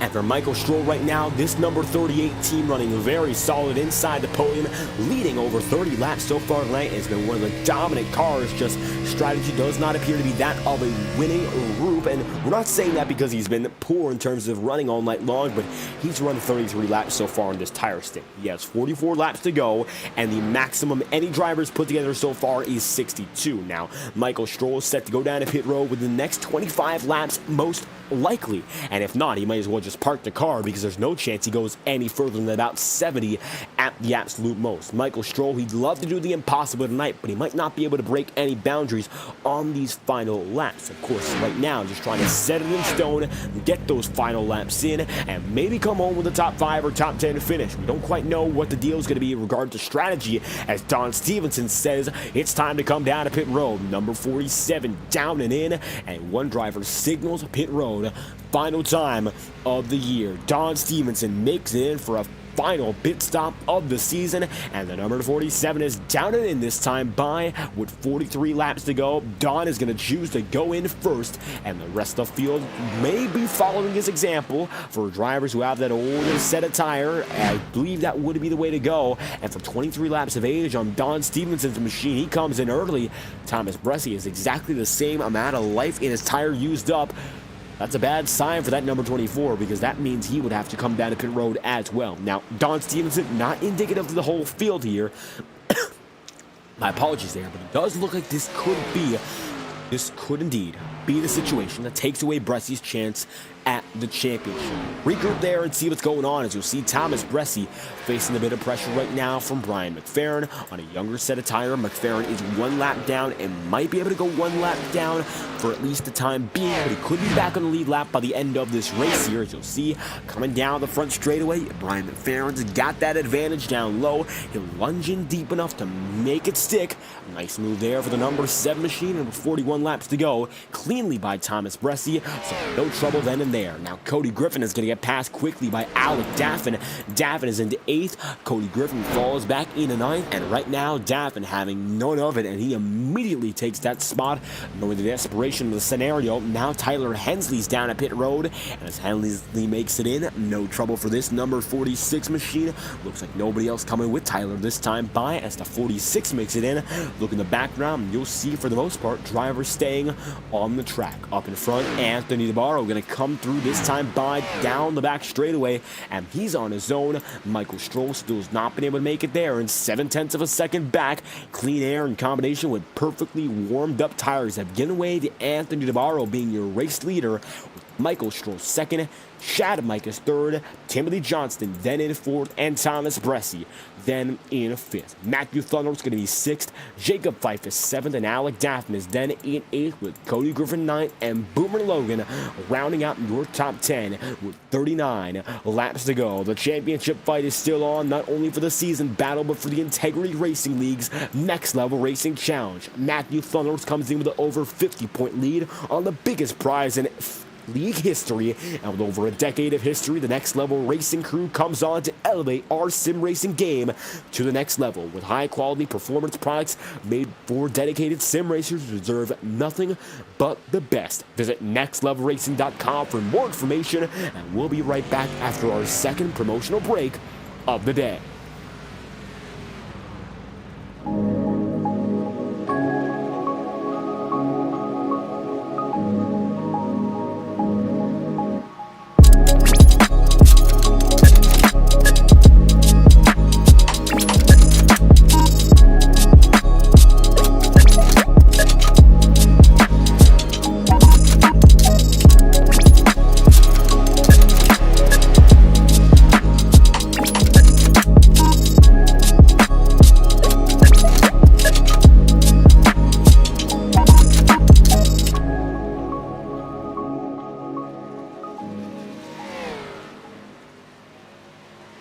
Coming through this time by Matthew Thunders up at the head of the field. He currently finds himself in 3rd, and for Next Level Racing, this is the title fight to battle, of course, for the sim rig.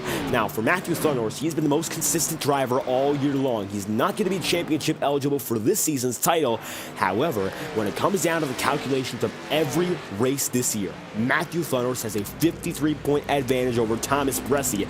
Therefore, as it stands, he is poised to win the sim rig courtesy of Next Level Racing that we've been discussing all year long. The biggest prize in league history in over a decade of competition. It is a Matthew Thunders poised to gain at the end of this race. He's running smoothly in 3rd, does not have to worry about chasing Thomas Bressy down. 50-odd points is a very hard thing to lose with only 21 drivers left on track, so doesn't appear that it's going to be in any jeopardy for Matthew Thunders. He looks to be solid. Meanwhile, it looks like for Thomas Bressy, his championship leash may be coming to a close, because Alec Daffin, even though he's 13 seconds behind the leader, he is in 4th, and Thomas Bressy is in 2nd. 100 laps in, the triple digits we've made it to. It is a Michael Stroll leading with 35 laps remaining, and right now this number 38 machine is set to go the distance. He's going to have to go with one more pit stop. Now, for the drivers up in front of the field, the only one of which you might be able to risk it all the way would be Alec Daffin. As you'll see now, Stroll makes it down in, and this will be his final pit stop of the year. The number 38 machine glows as it comes into pit road one final time. Michael Stroll from the lead, down and in, sacrifices the top spot, and just like that, Thomas Bressy up in 1st. The number 24 machine leads the way. Matthew Thunders 2nd, Alec Daffin, and now he's running in 3rd all over again. This could be his 5th consecutive podium finish, and quite ironically, even though it's another podium, it will be his worst finish of the clash. Of all the championship eligible races that Alec Daffin's been in, where the championship fight has been organized between either 16 or 8 drivers, Third place would be his worst finish. Coming in tonight, he has an average finish of 1.6 in the entirety of this championship hunt. And take a look at this. Two drivers coming out of pit road this time by Bressie, Matthew Thunnors, down and in together. 33 laps to go, 33 laps on the run. They'll split the stint, and this could be a championship hope vanishing before our eyes. Bressie's in, Matthew Thunnors is as well, and just like that, two drivers making it together, and we have only 33 laps to go. As we see now, the two drivers were JTM Motorsports coming through. Bressie going to be right behind, and he'll get the jump. He's going to make it out first, then Matthew Thunnors immediately thereafter. And now the question becomes whether or not new race leader Alec Daffin could go all the way. He leads now by 8 seconds over Boomer Logan. 32 laps to go, and for any driver on the new run of rubber, DeBarro, 16 seconds behind, is the closest of which he would have to be about a half second faster each and every lap. That's not necessarily a challenge right now. However, the question becomes whether or not Alec Daffin has now played his hand right, because it appears there could be a chance of the driver catching right back up. DeBarro seems to have put himself in a nice position to fight for the win as well, and maybe even Timothy Johnston here, just about a second behind. Timothy Johnston in the play as well, so it might not be open and shut for Daffin. I mean, Thomas Bressie right now finds himself 27 seconds back.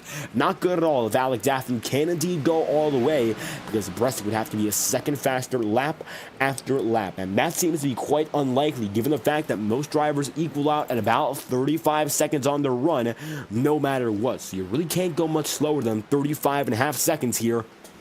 However, you can definitely go much quicker if you play it all correct. And right now, battle for second. Boomer Logan's going to be in the mix with the number 29 of Nick Tarbuck. And you'll see off the back bumper of Boomer here, it's going to be that number 94 machine feeling the heat as Nick is going to go down to the inside line. There he'll go, taking it right under the quarter panel camera. And Boomer, stay high. He'll opt to go to the higher side to protect his groove. Keep it up in the top. You'll see Nick Tarbuck is now going to take it side by side, and they'll be neck and neck. And you'll see even Jonathan Giervon getting in the mix here, and it's going to be 3 wide. Boomer loses both the drivers. Jonathan Giervon, the lapper, gets right by, and all of a sudden now rounding out the podium, that's Boomer Logan. That's 10 seconds back. Nick Tarbuck is, and Alec Daffin continues to extend his race leading advantage. Brian McFerrin comes into pit road this time by his final pit stop of the night, and right now that number 7 machine is going to be 17th as he comes through for what could be the last pit stop of not only his season but his year. And 2023 could end for Brian McFerrin. He's had a lot of pace tonight, but maybe not going to be a top 10 finish when all is said and done. Right now Bressie's going to come across right in front of the number 7, and while Thomas is in 12th, nowhere near where he needs to be. 12th, while his championship rival is in 1st, and with 11 points separating, it looks like tonight Alec Daffin has it made. And once again, the driver who's been oh so dominant in the clash is ahead once again. 28 laps to go for Alec Daffin and the Shaw Racing crew in his final career race for Shaw Racing, a full-time campaign that's lasted over 2 years. Alec Daffin, before this season, never an Integrity Racing League winner, and all of a sudden has burst on the scene with 2 victories to this point, and could go for his 3rd and final in one foul swoop and make it a hat trick here in the clash. 27 laps left for Alec Daffin and company. As you'll look further back, Nick Tarbuck is now going to be 2nd. He's 10 seconds behind your driver leading, and Boomer Logan still in the fight with Anthony DeBarro. DeBarro is now 3rd, and he's trying to look for the runner-up spot at the same time.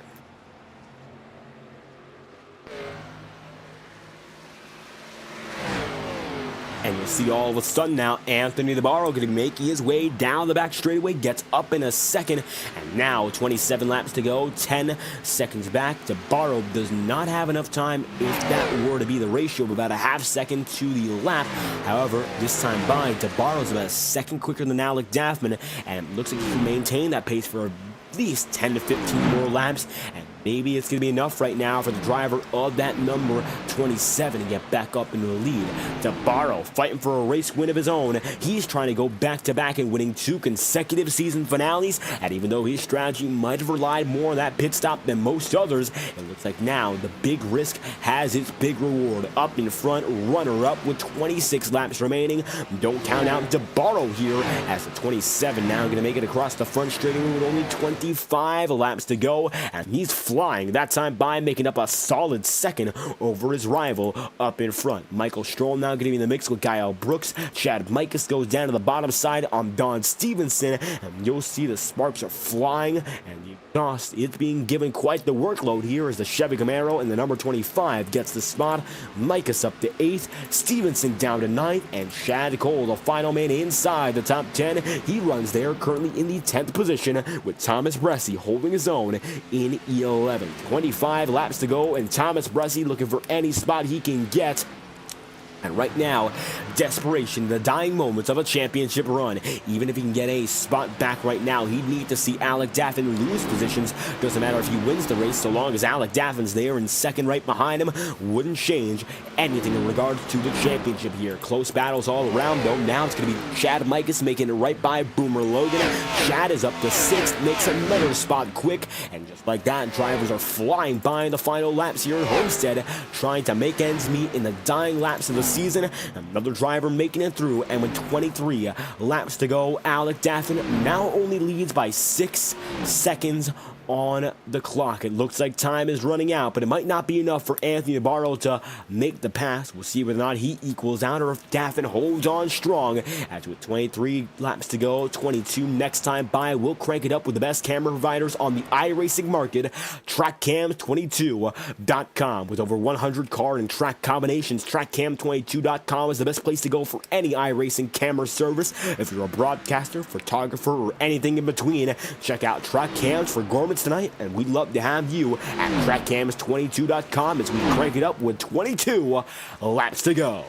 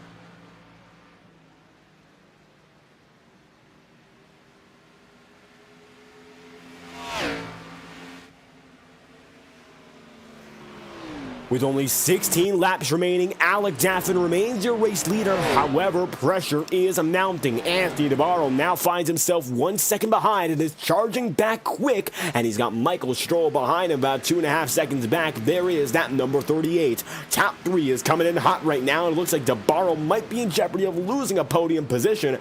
However, right now he does find himself ahead of Thomas Pressey by 10 seconds even still, and the gamble might just pay off. Daffin, he's risking it all in his final lap run. 15 to go this time by, and a 35.295. That time by is much slower than that of Thomas Pressey's 34.535. However, Daffin has buffers. He's got track position to work with. He's got that race lead, but might not have it for long as DeBarro strikes back, and the number 27 is coming through and coming in hot. Take a look at that number 27 machine of Anthony DeBarro coming in very, very soon. You'll see that 27 is your race leader right on board right now. DeBarro, and take a look at how fast he'll make the move. He has that speed down the front straightaway, goes up high, actually backs off a bit, and is going to nicely roll up to the high side of the track. Goes up top, works it on the high side, and he's going to be able to slide right under Daffin here if he just get the run, and it looks like he has. For Daffin, there's nothing to do here, not even defended. At 14 laps to go, it's a quick and easy maneuver. Anthony DeBarro is your new race leader and now finds himself up ahead with 14 laps to go, and it looks like all of a sudden it could be the extra pit stop that plays in the favor of the field. Daffin is losing time, and it is losing fast for this number 48 crew. Michael Stroll, however, is going to be not that quick in regards to getting back up to Alec Daffin, only gaining about 0.3 of a second each and every lap, and maybe a bit less lap after lap in terms of consistency here. So Michael Stroll might not be the biggest of threats in regards to Alec Daffin's run. Even though that number 38 machine is looming in the background, it could be another second place finish for Alec Daffin if all goes well for his chances of holding on to a podium. It would really come down to whether or not Michael Stroll gets him here, because then you got Timothy Johnston, and Johnston is quicker than Michael Stroll, not by a substantial amount, however enough to make a difference lap in, lap out if Michael Stroll were to make that pass. Now he's gaining time. Anthony DeBarro is. DeBarro's lead continues to grow. And when it comes to being clutch in these season finale races, the two-timer looking to do it all over again, it would be DeBarro's second consecutive season finale victory, and that's a mark that no other driver could best, of course, given the fact that he won at Charlotte and now could be the man who gets it done at Homestead. It's a DeBarro win in the books if he gets it done once more, and with 11 laps to go, ever since that final race of the inaugural season, DeBarro has been one of the winningest drivers in Ignite Series history, going on a tear of sorts, and he has been up there in one of the most dominant runs of any season. Just has not had the consistency and attendance to make it through. Of course, if DeBarro was able to have a solid race at Phoenix and then come through and win here at Homestead, it would be a much fairer shot at his run for the championship. Just does not look like it was able to line up that way this year as they come around this time by with 10 laps to go. DeBarro leads. Alec Daffin is second. Michael Stroll is third. Timothy Johnston is in fourth, and Chad Mikes is then in fifth. From there on out, there's Thomas Pressey sixth, Matthew Thornworth seventh, Don Stevenson eighth, and Nick Tarbuck is in ninth. And with 10 laps to go this time by for the final time this season, we'll take a Next Level Racing promotional break. The official premier partner of the Integrity Racing League brings to you high quality sim racing performance products for dedicated sim racers who deserve nothing but the best. Visit nextlevelracing.com for more information, and we'd love to have you join the family here at Next Level Racing as you take your sim racing game to the next level. We'll be right back after this final promotional break with only 9 laps to go in the Integrity Night Series season.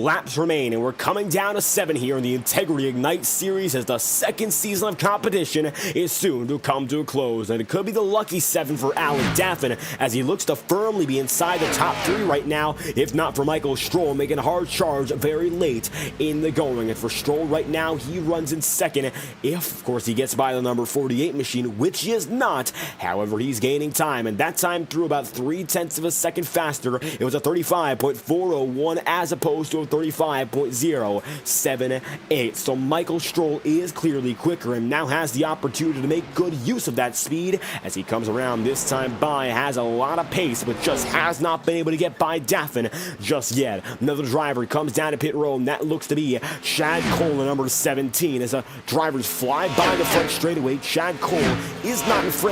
However, it is certainty that number 17 machine went down to pit road. DeBarro leads now with 6 laps remaining. A fantastic night all around for this number 2017, and Anthony DeBarro has absolutely shown once again why he is clutch in these championship nights. Even if he was not eligible for the title, he showed back up to a race where, of course, everything's on the line, and he showed everyone who was a boss. 6 laps to go this time by, coming down to what will be only 5 laps remaining. DeBarro leads. The battle then for second is still rages on. There's Michael Stroll. He's in third. He's not championship eligible. However, Alec Daffin right in front of him.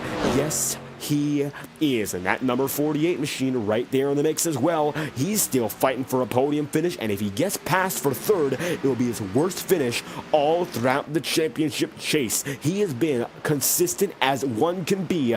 First, second, first, and he'd love, of course, to have gotten that win, but the tire age is incredible to, of course, take note of. 56 laps on one run, longer than anyone else this race. Alec Daffin went 62 laps in the previous stint, and now is set to go a total of about 61 to finish off the season. The long run is exactly what he prepared for, and he knew to break away from a 15th place qualifying start, there was only one thing that could be done, and that was doing things different. Daffin leads the way in terms of the battle between he and Michael Stroll. Stroll cuts high, and if Michael has that run, you really can't do much besides let him go, because here for Alec Daffin, losing time, losing points is a must not. He cannot afford to spin, cannot afford to wreck, and for Michael Stroll, he wants that spot, and he knows he's got the speed there to take it. There goes Michael Stroll up top once again. He won't go for the move and doesn't find much of it. Thomas Bressie is now in 6th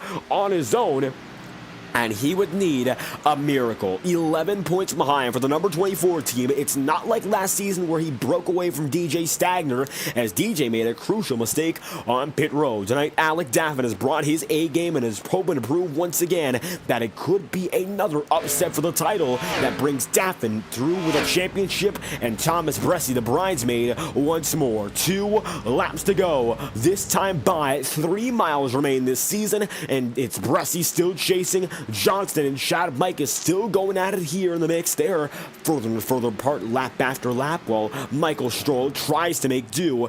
Alec Daffin is cut through once again. The white flag set to fly this time by for the ace of season finales. It's Anthony DeBarro seeing the white flag one last time in 2023, and the final lap of competition is right ahead of us. DeBarro's going to work him through 1 and 2 with the advantage, and now has it ahead of the entirety of the field all over again. And for DeBarro, once again showing the flashes of promises more and more in terms of his race-winning speed, and he's got the edge once again. He won at Charlotte to finish the inaugural season and is set to come home again, this time by to finish another at the stripe. This time through, Anthony DeBarro will come home a winner in the Homestead-Miami Speedway as the checkered flag waves, and 3 seconds behind in his final race for Shaw Racing, Alec Daffin is the Integrity Ignite Series champion. The number 48 finishes second and finishes the year with 5 consecutive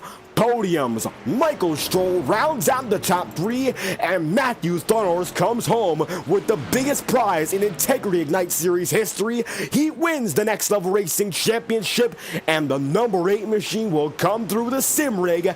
At the end of the year, his efforts pay off, and Thornhorse gets the grand prize of 2023. DeBarro wins again. Davin is a champion, and slowing down, the 48 and 27 set to congratulate each other. DeBarro 2 times running the winner of the season finale, and for Alec Daffin in his final race with Shaw Racing and Cameron Perez with Jacob Elkins spotting, the number 48 will win the title. And Jacob Fife comes up to congratulate, will drift away once again, and now time to let your champion burn down the house.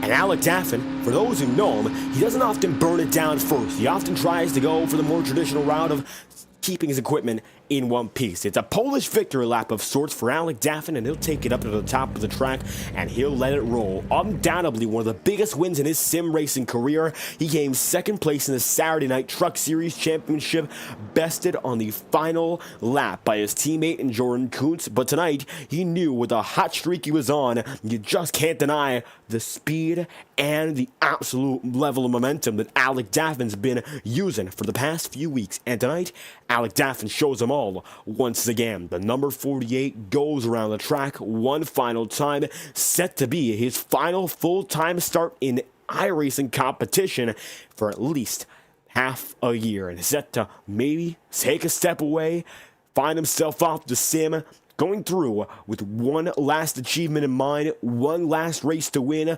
one last championship to clinch. Daffin knew you gotta do it here, and you have to do it now. We've seen him as a bridesmaid before, 2 times running in the Saturday Night Truck Series, and we saw how much of a struggle it was to make it to the championship and the clash. For Daffin, those pains and those troubles have washed away and have been replaced with a resounding success that has been one of the most undeniable, unstoppable playoff runs with nothing outside of the top 2. His average finish will once again bounce into about the 1.66 range, but nothing stopping Daffin as he comes around this time by. DeBarro burned down the house. We're going to replay of that in just a few moments. And Alec Daffin now set to let it loose as he'll come back to the start-finish line all over again.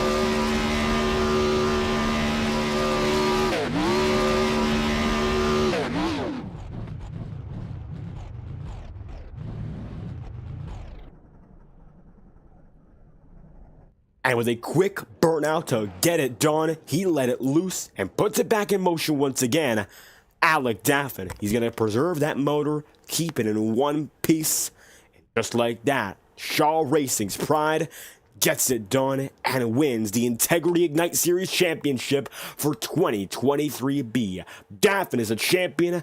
Anthony DeBarro is a winner. We'll speak to your race winner first and then get your season champion immediately after this. We'll be right back in just a moment here with your top 3 interviews. It's DeBarro, your winner, and from there on out, you saw Alec Daffin second place as a champion. Michael Stroll also rounds out the top 3. To keep that in mind, that number 38 machine comes home with another fantastic finish, so no slouch for Anthony DeBarro, no slouch indeed for Alec Daffin, and tonight, getting it done, it was Alec Daffin, champion of them all. And we'll get your interviews here and now live on FTN. 2-time season finale winner.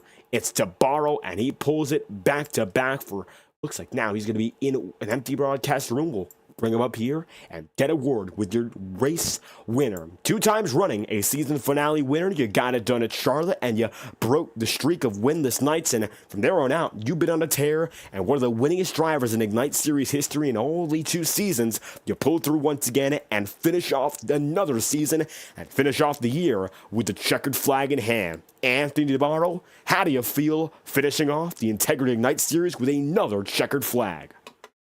Oh, it feels great. I mean, I coming here tonight. I actually have been on the sim in a couple weeks here. I've been obviously been absent, but I just want to congratulate Matthew on the overall. consistently there every single week in the top 5. He's well deserved there. And Alec, for the end of the season here, he came out really strong and really put the pressure on everyone. And he took home the B series here. So congrats to him too. Well deserved as well. And I'm happy to take some wins. And I feel like anywhere we go, maybe minus the road courses, we're a factor. And it's just to have fun and it's really nice to race with a bunch of guys that can race inches away from each other and respectfully at the same time. It's just such a blast to race in this league. Only one caution tonight, as you mentioned, a lot of respectful racing all throughout. Past 2 races, 1 yellow flag to show for it. So tonight, you came back. We didn't see you there at Phoenix, but you definitely made your presence aware for all the drivers here. And strategy was a big deal. A few drivers chose to go a bit longer without a pit stop. You chose to cut it just about even, and you made it by Alec Daffin there at the very end and cut loose from all your competitors. What was it like making that gap and eventually building upon it for another race win? Well, we got that first caution around lap 10. I on the restart there, I slid them the tires a bunch of times. They weren't happy, and I kind of was playing catch up with Stroll there, and I couldn't catch them, reel them back in once I calmed the tires down. So I just said, I'm going to short pit here, and it worked out. When I came off pit road, I kind of just was in tire management mode the whole entire run, and I feel like when I got to the point where Stroll got back to me, it's where it paid off when I took care of my tires because he was having to push to get to me. And the same thing happened there at the end. And I really hadn't pushed the car, just managing my wheel inputs, my throttles, just not trying to make these tires angry.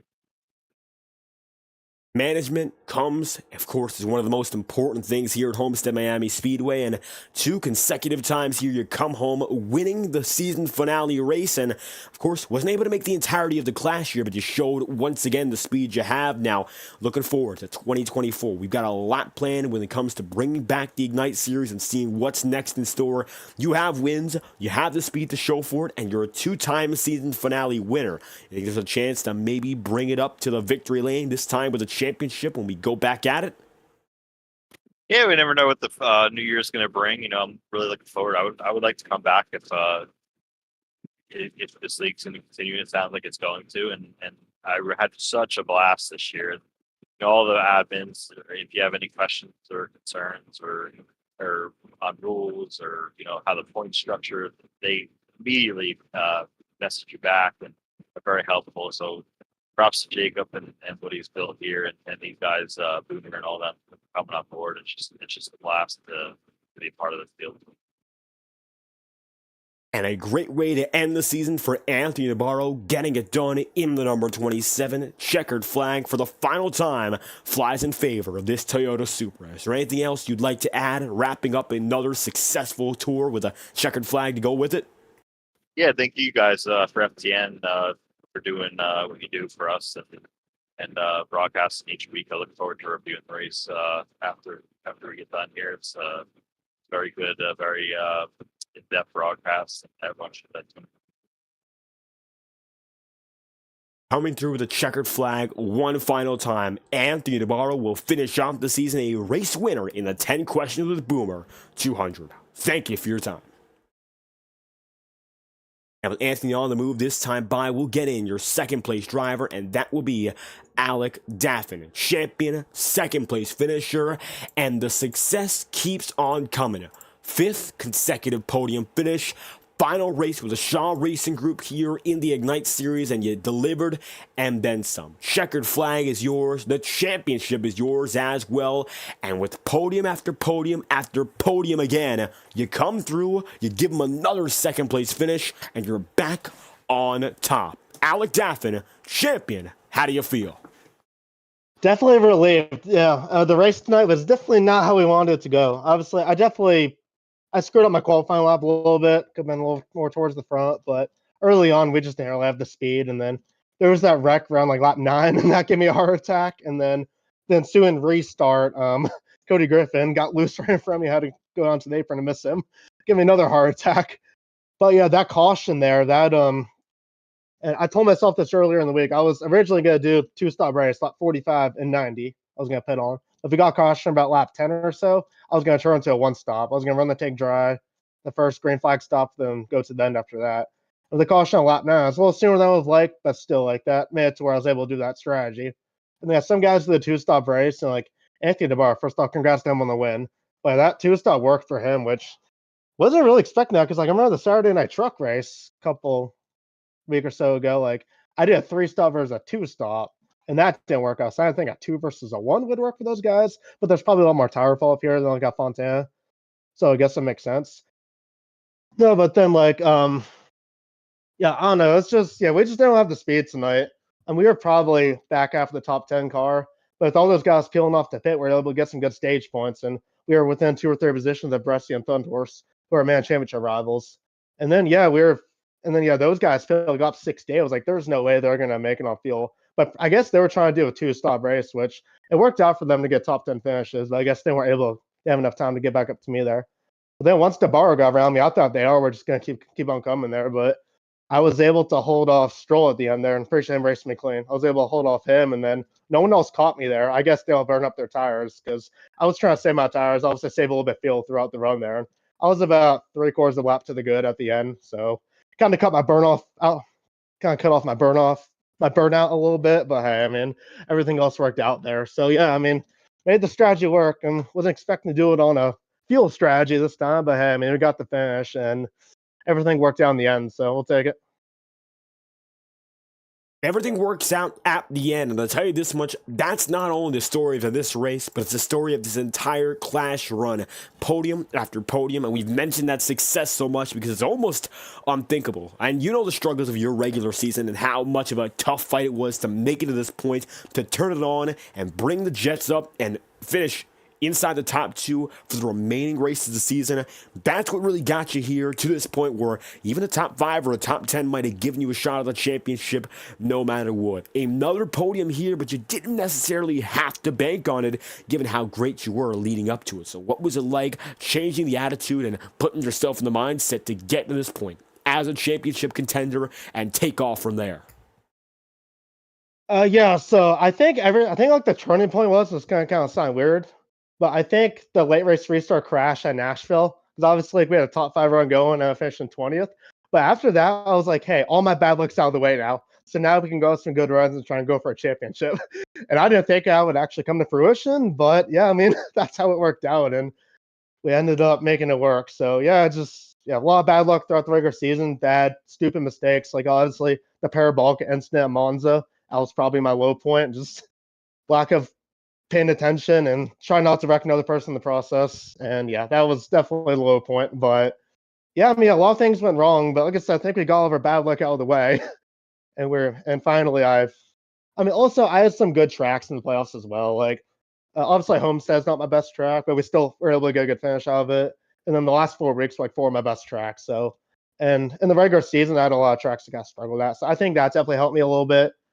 And also, I mean, I know I already said the bad luck situation, but also just once the playoffs started, I had some confidence. I mean, I didn't think I was going to make it for a little while there. We did. So kind of gave me a little reset, and it gave me a little bit of confidence. And then, yeah, I started driving well. And everything just came together in the end in the last 5 races.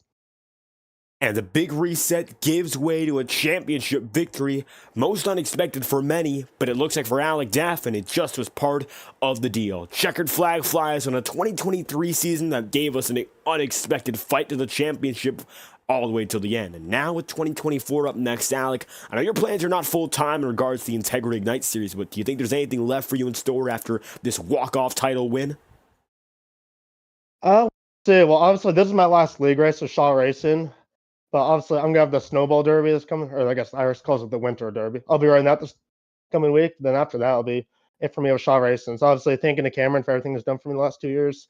But I'm not sure if I'll be back in Integrity next year because obviously got the entry fee and all that. And I don't know if there's I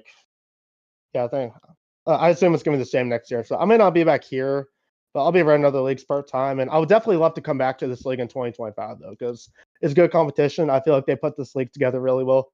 All the admins, they do a good job. So yeah, if I'm not back next year, I'd definitely love to come back in 2025 for sure. And if it's anything to leave off with for Alec Daffin, it's leaving with a statement. The number 48 will win a championship on a tremendous playoff run and rides the way to a second place finish here in Homestead. Is there anything else you'd like to leave us with after 2 successful years with Shaw Racing? Yeah. Well, first off, congrats to Anthony on the win tonight. He did a good job. I know he missed like 2 of the 5 playoff races, or else he definitely would have been a contender, but he was able to pull off the win there, so congrats to him. Congrats to Thunhorst on the overall championship, because I know he's been wanting to win that, and shows that he was best throughout the whole year. Obviously, thank you for doing the broadcast all season, as well as over in the Saturday Night Truck Series. I guess Saturday Night Thunder it's called now, but also thank all the Integrity admins for putting this on throughout the whole year. Thanks to all my competitors for racing me clean out there. Obviously, thanks to Jacob Elkins, my spotter. He wasn't able to be here tonight. He has some technical difficulties, but he was here spawned for me for the last 5 weeks and helped me to get into this position tonight, so I appreciate him. Also, thanks to Cameron Fears and Shaw Racing for the last 2 years. And yeah, I think that's it. I mean, definitely going out on top. So definitely weren't expecting, we were dead last coming to the playoffs. I was happy just to be here, and we ended up making the most out of it, most we possibly could. So yeah, definitely storybook ending for sure, David. Yeah. And making a mark in the final opportunity, Alec Daffin, second place in the Integrity Ignite Series Championship to go with. Thank you for your time. Thank you, David. Alec Daffin will bring it home, a champion and a race winner. Of course, in the playoff run, he got 2 wins, 3 podiums. This is the third and final of which second place finish for your Shaw Racing number 48. We got one more driver to talk to. That is Michael Stroll in the number 38 machine. So we'll bring it back with Michael Stroll on the frame, and that number 38 machine will pull through for a third place finish. A lot to reflect upon looking at this first year of the Integrity Ignite Series, but first to get to, of course, is a third place run as you finish off the season with the podium. Michael Stroll, how you feeling? A little worn out. These longer races really make you work for it, especially when they go green like that. But pretty good run tonight. I expected to win. It's one of my favorite racetracks, but I just chose the overcut this week. I chose the undercut last week. I always seem to do that and choose wrong, and the undercut was the ticket this week. I should have probably pitted with Anthony DeBarro there when he did. Instead, I stayed out a little too long, and then I burned up my tires trying to catch him. So, but good to end the season on a high note, on a podium here, and congratulations to Alec Daffin on the championship. Hopefully we can come back next season and give him hell. Getting it through with a top 3 finish night. Michael Stroll, we saw the strategy play out. You had a lot of speed in the car. So what's it like taking it through one final race and, of course, going for the race win, being so close there with, of course, that number 27 all through the night. Very close on speed, you both were. And still coming through with the podium despite the big changes in strategy all night long. Yeah, I mean, once I got out to the lead, I was like, all right, I'm out front. I can manage this race. And that first run we had, I was, about 0.8 to a little over a second ahead of Anthony. And I saw him pit. I'm like, that's a little too soon. I had a lap in mind that I wanted to pit, and I stuck to it. And then it was just far too long. I did catch him back, but I just got behind on the pit strategy, and I should have just pitted when he pitted. Especially when I wasn't worried about points or halfway points or championship stuff or anything like that. So that's all me. I messed that up. But good run for myself. Good run for my teammate Chad. Didn't work out for my other teammates. But really good season overall for our first one here on Mondays for the Night Series. And looking forward to being back next season for you guys for both of our series. We got some changes coming up. To our formatting and stuff like that. So we'll pass it on to you when that time is right. And just real proud of everybody. Real proud of the admins for doing the work that we do and the help that we get with that we help with each other and stuff like that. And real proud of all the racing and all the drivers that we have here. Everyone does a good job, especially here on Mondays. Last couple of weeks we have very few yellows and getting 25 car fields and still be able to put on races like this for you guys is I hope the other series that you guys cover are paying attention to us, and hope it's enticing for them to maybe want to come race with us in 2024. So just gonna enjoy my turkey break here, Christmas and the holidays and stuff, do a little bit of work, take a break from sim racing a little bit, focus on life, And we'll see you on the flip side. And of course, what's up next for this group is 2024. So if you think you got anything else to leave us with in regards to what's next in the future here for the Integrity Ignite series, we'd love to hear it now. Michael Stroll, if you got anything else for us, let us know. The only thing I'll leave with everybody here is between the two series is there'll be more continuity. That's the word that's been pushed around in the admin chat the last couple months, and that means a lot of things. So that's all I'll say.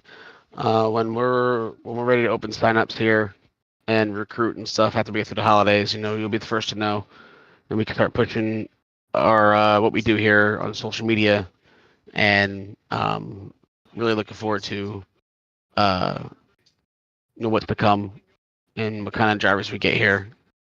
So just gonna go watch the rest of the Eagles Chiefs game here and talk to the guys and take a load off. And there we have it, Michael Stroll rounding out the season here with a top 3 finish, as we're already looking forward to what's next here as the Ignite Series ends with another fantastic one caution race. Thank you for your time. Later, bud. Michael Stroll on the move, the final man on the podium. We just spoke to him. That's the 38 machine finishing in third. And it's going to be Anthony DeBarro, your race winner, Michael Stroll third, and your season champion, Alec Daffin, finishing off the year. And just like that, the year here for the Integrity Racing League has come to a close. After over 30 odd races in both series, we've gotten ourselves this final point and look back on it. And of course, it's all becoming memory. It's been a fantastic run of races from February onward, and we'd like to thank the entirety of the Integrity Racing League team for bringing us along on this journey and providing all the fantastic racing you've seen on Mondays and Tuesday nights. In particular, we'd like to thank Jacob Fife, Michael Stroll, and the entirety of the Integrity Racing League admin team for bringing us along on this venture and the entirety of the fields that have made it up. Over 25 just about every night here in the Ignite Series. Now, if we looked at 2025 minimum of the Octane Series as well, consistent fields, high quality racing, and tonight it ends with another great showing. And for that being said, we'd love to have you back whenever we're live on FTN. Not as many plans until we get back until about January and February. However, we'll still be live and we have a lot that we look forward to, so we'd love to have you there on the channel as well. This has been David Kreutz commentating and producing once again live on FTN. If you enjoyed tonight's broadcasting, be sure to leave a like and subscribe. Your support is greatly appreciated, and we'd love to have you whenever we're live on FTN. Thank you all for watching this presentation of the 10 questions with a Boomer 200. This has been the final race of 2023 in the Integrity Ignite series, and we thank you all, and we hope you have a great night.